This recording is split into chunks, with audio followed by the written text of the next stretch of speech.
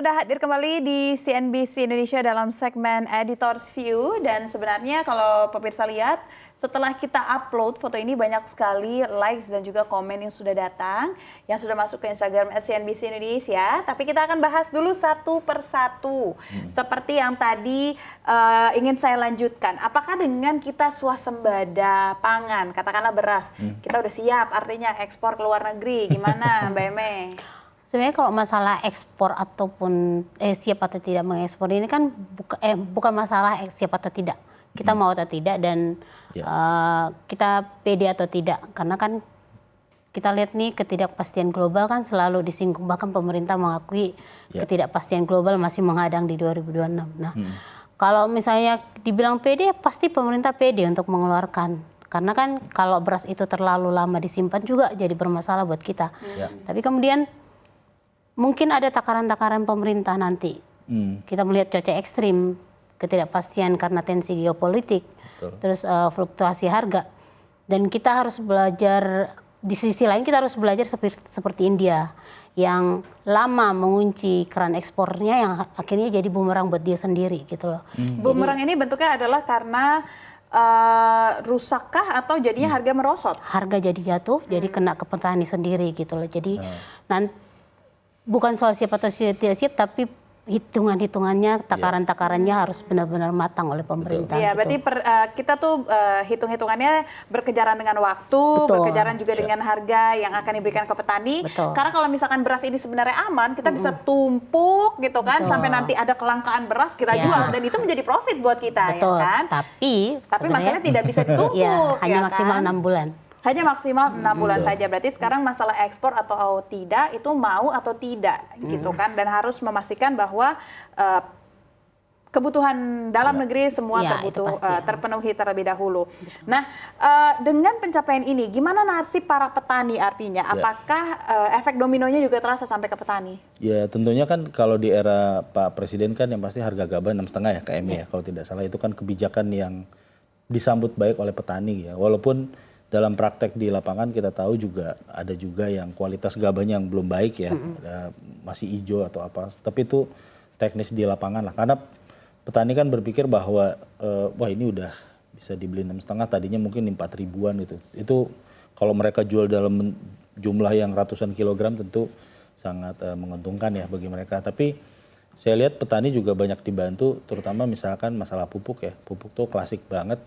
Dan Pak Zulhas juga pernah di forum kita juga menyampaikan waktu itu di Food Summit bahwa rantai birokrasi yang dipangkas ya, itu yang membuat akhirnya distribusi pupuk itu bisa lebih cepat gitu. Tapi jangan lupa juga ya tadi menurut saya intervensi dari infrastrukturnya ya, terutama irigasi. Karena irigasi ini terlalu banyak birokrasi ya, ada irigasi primer, tersier gitu-gitu ya, kayak itu sangat saya lihat sekarang mungkin coba di Trabas sudah nggak ada. Pokoknya kalau ada kesulitan mungkin TNI bisa langsung mengerjakan gitu ya. Itu yang kadang-kadang malah lama sebenarnya. Saya lihat petani banyak dan jumlahnya banyak ya.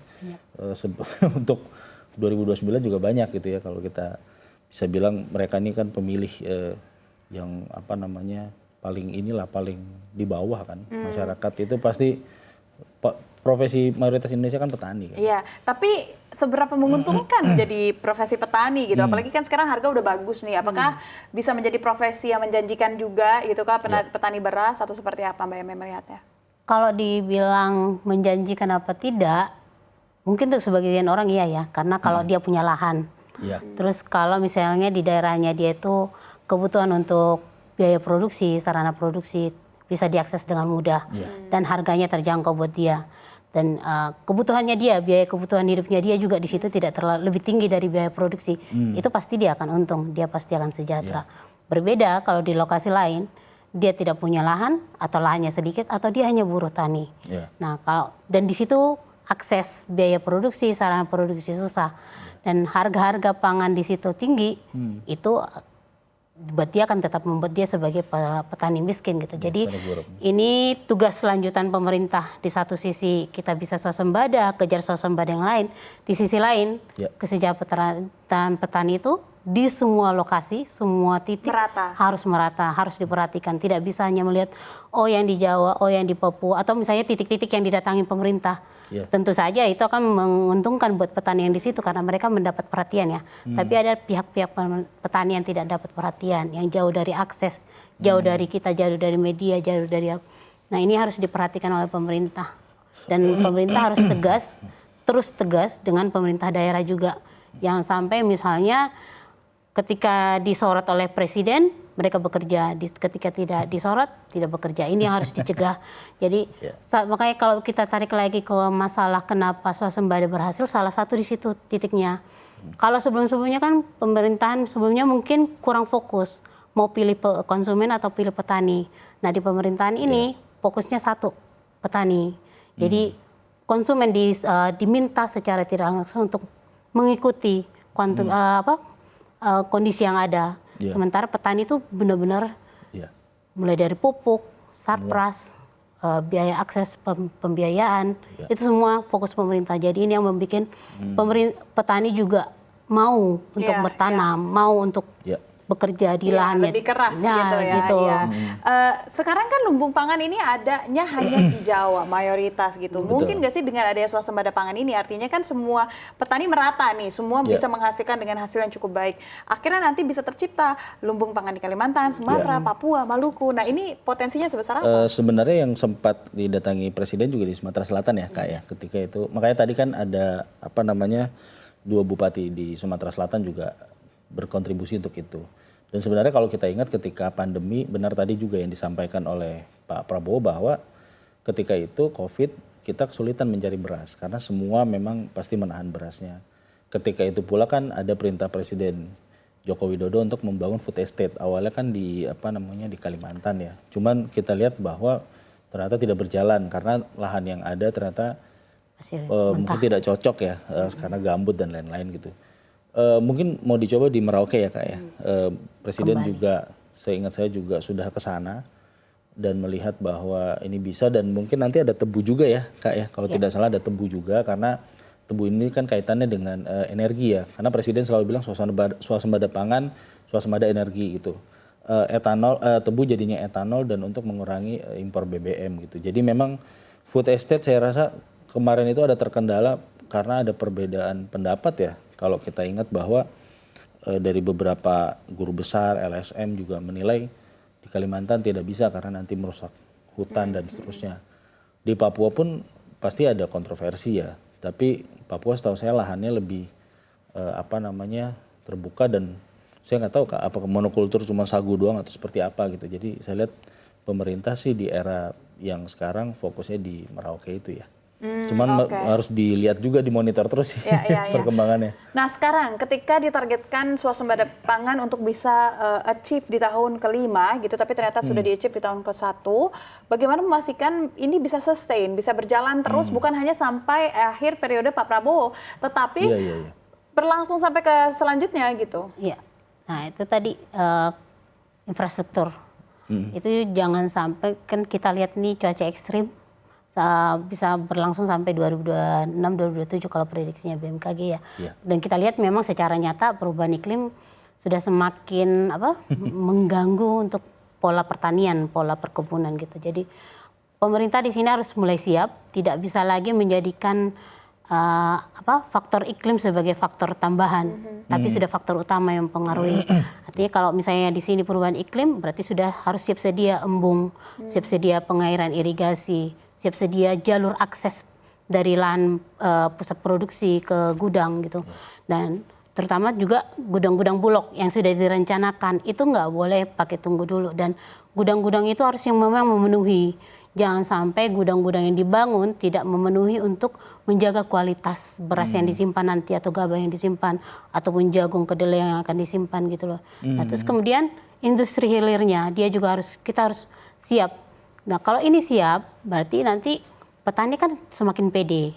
Harga ada, infrastruktur ada, sistem ada. Nah dia akan pede untuk bertanam. Dia tidak akan lagi mengabaikan lahan sawahnya atau mengubah fungsinya atau mengganti tanaman lain tergantung musiman pasar gitu loh. Jadi ini yang harus dijaga pemerintah dari sekarang. Jangan sampai kebijakan ini hanya untuk 5 tahun ini gitu loh. Nah, artinya di sini Pak Prabowo dan timnya harus menekankan ke bawahan-bawahan sampai ke daerah-daerah bahwa ini bukan masalah panggung sekarang aja, tapi ini bisa jadi panggung untuk tahun-tahun berikutnya, untuk selanjutnya gitu loh. Dan masyarakat juga harus disadarkan bahwa ada gini loh program pemerintah, ada fokus, ada prioritas pemerintah. Nah, masyarakat bisa membantu nanti mulai dari pengawasan, mulai dari kritik gitu loh untuk mengingatkan.